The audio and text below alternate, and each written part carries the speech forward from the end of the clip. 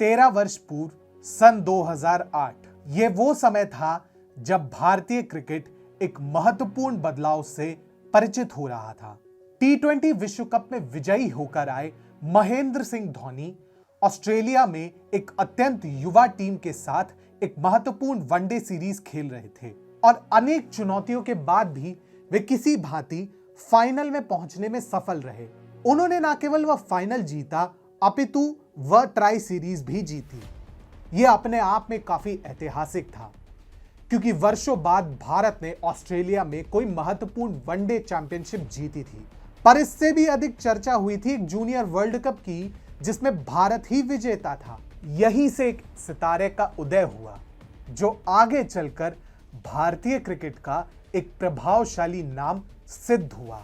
परंतु 13 वर्ष बाद मुझे कभी नहीं कहा गया कि मुझे T20 की कप्तानी नहीं छोड़नी चाहिए। मैंने खुद कप्तानी छोड़ी थी, पर वनडे की कप्तानी से हटाने से केवल 1.5 घंटे पूर्व मुझे सूचित किया गया कि मैं अब इस पद के योग्य नहीं।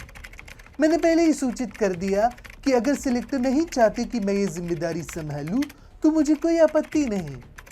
कुछ लोग परिस्थिति के मारे होते हैं और कुछ लोग तो अपने हाथों से अपने विनाश की नींव रखते हैं। नमस्कार, स्वागत है आपका TFI पर और मैं अनिमेश पांडे आज आपको बताऊंगा कि कैसे विराट कोहली ने अपने हाथों से अपने संपूर्ण विनाश की नींव स्थापित कर दी है, जहां से उसका वापस आना लगभग असंभव है। तो अविलंब आरंभ करते हैं। वनडे की कप्तानी से हटाए जाने को लेकर चल रहे विवाद के बीच विराट कोहली ने अपना पक्ष रखने का प्रयास किया। हाल ही में विराट के बयान के अनुसार BCCI अध्यक्ष सौरव गांगुली ने कथित तौर पर झूठ बोला कि उन्हें T20 की कप्तानी छोड़ने से रोका गया था। विराट ने यह आरोप लगाने का प्रयास किया कि वनडे कप्तानी से हटाए जाने की सूचना उन्हें साउथ अफ्रीका के लिए टेस्ट टीम घोषित करने से केवल 1.5 घंटे पहले ही दी गई थी। कंट्रोल उदय। जी हाँ, हम सभी जानते हैं कि आप सबके मन में इस समय क्या चल रहा है। हम ये भी जानते हैं कि विराट कोहली जिस प्रकार से सहानुभूति बटोरने का एक ओछा और घटिया प्रयास कर रहा है ताकि वे एक सम्मानित क्रिकेटर और वर्तमान BCCI अध्यक्ष को नीचा दिखा सके, वह भी अक्षम्य है और नया नहीं है। परंतु ये सब एक दिन की कथा नहीं है और ये व्यक्तित्व चंद दिनों में उत्पन्न नहीं हुआ है। इसके पीछे की अंतर कथा बहुत गहरी और रोचक है, जिसके लिए आपको 2009 की ओर जाना होगा, जब विराट कोहली ने अंतर्राष्ट्रीय क्रिकेट में 1 वर्ष पूरा किया था। तब तक राष्ट्रीय क्रिकेट में दिल्ली की ओर से एक चमकते सितारे बन चुके विराट कोहली अंडर 19 विश्व कप के चैंपियन कप्तान के रूप में विश्व प्रसिद्ध थे और अपनी आक्रामकता के लिए काफी चर्चित थे। ICC चैंपियंस ट्रॉफी के असफल दौरे में अपनी छाप छोड़ते हुए वेस्टइंडीज के विरुद्ध अंतिम मैच में इन्होंने नाबाद 79 रन बनाए थे और मैच भी जिताया था। परंतु विराट कोहली का असली उदय हुआ 2011 के ICC विश्व कप में, जहां उन्होंने आक्रामकता और धमाकेदार परफॉर्मेंस का बेजोड़ मिश्रण देते हुए ताबड़तोड़ रन बनाए और अपनी फील्डिंग से भी बराबर योगदान दिया। बांग्लादेश के विरुद्ध प्रारंभिक मैच में जहां वीरेंद्र सहवाग ने 175 रन बनाए, तो वहीं विराट कोहली ने अपने पहले ही वर्ल्ड कप मैच में एक धमाकेदार शतक भी ठोका।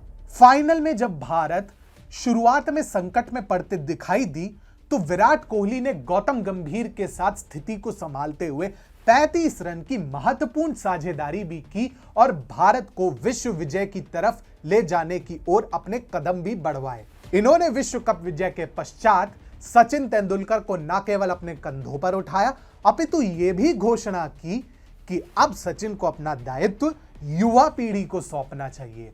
एक समय तो विराट की तुलना सचिन तेंदुलकर से की जाती थी और बातों ही बातों में सचिन ने भी इशारा किया कि यदि कोई इनके रिकॉर्ड को तोड़ सकता है तो वे विराट हो सकते हैं। लेकिन आज विराट क्या है? इसी भांति विराट कोहली ने ICC चैंपियंस ट्रॉफी 2013 के ऐतिहासिक विजय में वही भूमिका निभाई जो 1983 के विश्व कप के सेमीफाइनल और फाइनल में मोहिंदर अमरनाथ ने निभाई थी। तो फिर ऐसा क्या हुआ कि जो व्यक्ति कभी आक्रामकता और उत्कृष्ट परफॉर्मेंस का एक अनुपम उदाहरण था, वो आज भारतीय क्रिकेट और देश के अधिकांश क्रिकेट प्रेमियों के लिए हास्य और अपमान का विषय बना हुआ है। ऐसा क्या है कि आज विराट कोहली से अधिकांश लोग कोई सहानुभूति नहीं रखना चाहते? कारण स्पष्ट है, जो हमारे बड़े बुजुर्ग भी अक्सर कहते हैं, सफलता को कभी भी अपने सर पर चढ़ने मत दो। विराट कोहली की आक्रामकता और उसके मुखर स्वभाव के कारण वह टीम के कप्तान बनने की होड़ में सबसे आगे थे और हुआ भी यही। जब लोगों को लगने लगा कि महेंद्र सिंह धोनी का समय आ चुका था, तो 2016 में विराट कोहली के लिए मार्ग स्पष्ट हो गया। यही से विराट कोहली का व्यक्तिगत उदय भी प्रारंभ हुआ और चारित्रिक पतन भी। इसके संकेत 2017 के चैंपियंस ट्रॉफी में ही मिल गए थे, जब अवसर भी था और स्थिति भी अनुकूल थी। परंतु इसके बाद भी विराट कोहली के नेतृत्व में भारत आश्चर्यजनक रूप से फाइनल में पाकिस्तान से पराजित हुई, और सिर्फ पराजित नहीं हुई, भारत मानो पूर्णतया लज्जित होकर स्टेडियम से बाहर निकली। लेकिन कोहली के चेहरे पर ना कोई लज्जा थी और ना ही पश्चाताप की भावना। उसी ट्रॉफी के बाद से अनिल कुंबले को भी अपने पद से इस्तीफा देना पड़ा, और कहा जाता है कि इसमें विराट कोहली की भी महत्वपूर्ण भूमिका थी। लेकिन उसके आक्रामकता और उसके व्यक्तिगत प्रदर्शन के कारण कई लोग इस पर सवाल उठाने से पहले 1000 बार सोचते थे। आजकल जब विराट कोहली की तुलना सौरव गांगुली से उसके चाटुकार करते हैं, तो ऐसा प्रतीत होता है जैसे हीरे की तुलना कोयले से की जा रही हो।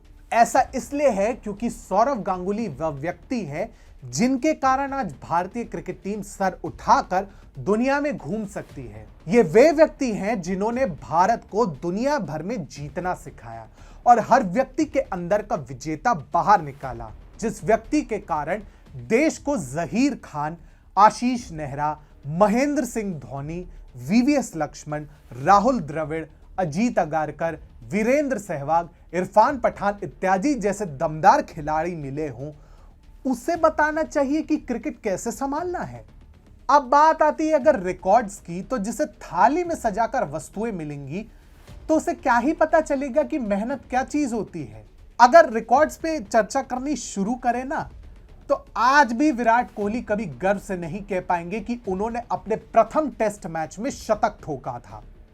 लेकिन यह बात सौरव गांगुली न सिर्फ गर्व से कह सकते हैं, बल्कि यह भी कह सकते हैं कि उन्होंने यह शतक क्रिकेट के पावन तीर्थ यानी लॉर्ड्स क्रिकेट ग्राउंड में 1996 में किया था। यह तो कुछ भी नहीं है।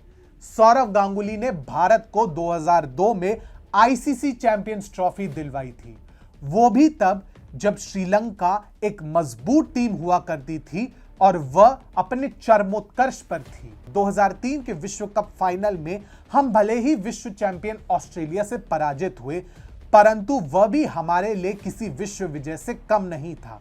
हमारी टीम एक बेहतरीन टीम थी, जिसने कम से कम अपने देश का आत्मसम्मान तो दांव पर नहीं लगाया था। क्या इस बात की गारंटी विराट कोहली के समर्थक कभी दे पाएंगे? शायद ही दे पाए, क्योंकि आईसीसी चैंपियंस ट्रॉफी तो छोड़िए, आईसीसी का एक टूर्नामेंट भी आईसीसी अंडर 19 वर्ल्ड कप को छोड़ के अगर विराट कोहली ने जीता हो तो बताइएगा। इसके अलावा सौरव गांगुली विश्व के उन 6 क्रिकेटरों में सम्मिलित है जिनके पास 10,000 से अधिक रन, 100 से अधिक विकेट है और 100 से अधिक कैच है। लेकिन सिर्फ रिकॉर्ड्स ही मायने नहीं रखते। सौरव गांगुली अपने टीम के हर सदस्य के लिए लड़ना भी जानते थे। जब वीरेंद्र सहवाग को एक मैच के लिए बाहर किया गया था, तो सौरव गांगुली ने मैच रेफरी माइक डेनिस से भिड़ने की भी हिम्मत दिखाई थी। उनका रुख स्पष्ट था कि चाहे मेरी पूरी की पूरी टीम बैन हो, लेकिन मेरी टीम से बढ़ के कुछ नहीं, और अंततः आईसीसी को हार मानने पर विवश होना पड़ा। यही पर अंतर स्पष्ट होता है नेतृत्व में और व्यक्तिगत रिकॉर्ड्स में। सबसे बड़ी बात तो यह है कि सौरव गांगुली के पूरे टेस्ट करियर में किसी भी वर्ष उनका बैटिंग औसत 40 के नीचे नहीं गिरा था, परंतु विराट कोहली तो 2 वर्ष में ही 30 से नीचे टेस्ट बैटिंग एवरेज गिरा दिए। ये एक अच्छे कैप्टन के संकेत तो कतई नहीं हो सकते। और अगर तुलना करने का इतना ही शौक है तो तुलना एक ये भी होनी चाहिए। जब 2015 का विश्व कप सर पर था तब कप्तान महेंद्र सिंह धोनी की पत्नी गर्भवती थी, लेकिन उन्होंने राष्ट्र धर्म को महत्व देते हुए कहा कि देश सर्वोपरि होना चाहिए, बाकी काम बाद में। और वे टीम को सेमीफाइनल तक भी लेके गए थे, जबकि स्थिति उनके अनुकूल नहीं थी और उन पर हर मायने में दबाव सबसे अधिक था। लेकिन जब एक ऐसी ही स्थिति पिछले वर्ष विराट कोहली के समक्ष आई तो उन्होंने क्या किया, इसके लिए किसी विशेष शोध की आवश्यकता नहीं। आज विराट कोहली चाहे जितना सहानुभूति बटोरने का प्रयास कर रहे हो, परंतु सत्य तो यह है कि वे अपना सम्मान खो चुके हैं जो उन्होंने इतने वर्षों में कमाया था। अब विराट कोहली वैसे नहीं रहे जैसे वे पहले थे, और यदि वे दक्षिण अफ्रीका में असफल सिद्ध हुए तो उनका समूल विनाश तय है, जिसे वे अब चाह कर भी नहीं रोक पाएंगे और जिसके लिए वे ही जिम्मेदार है और कोई भी नहीं।